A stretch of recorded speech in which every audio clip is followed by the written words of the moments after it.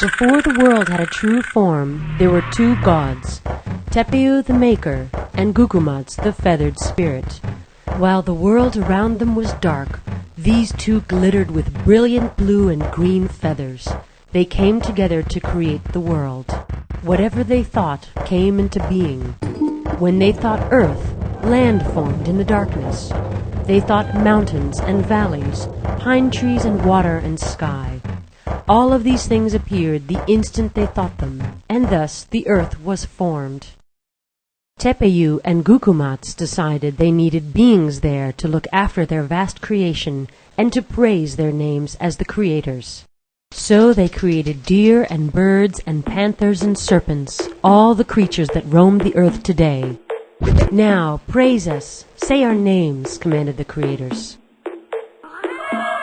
But the animals could only roar or howl, bleat, bark, twitter, or moan.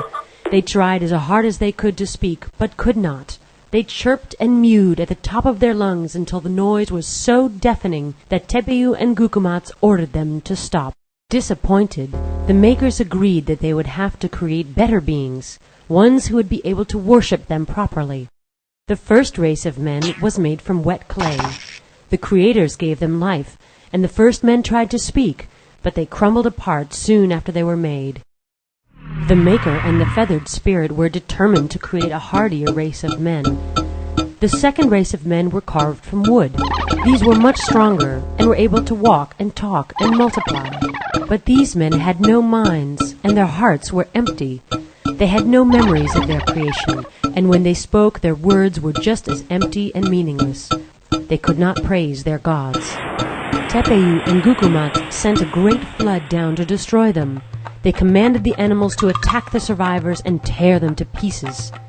The few who managed to escape fled to the woods and became monkeys. The creators left them there as an example to the next race of men. The Maker and the Feathered Spirit thought for a long time about how they should make the race of men they wanted. There seemed to be no perfect material to build them. Finally, some of the animals brought the gods a stack of white corn, which grew on the far side of the earth. Tepeu and Gukumats ground this into a paste, and from this formed 4 individual men. The new beings seemed perfect. They were sturdy enough to last, and their minds were rich with thoughts and feelings.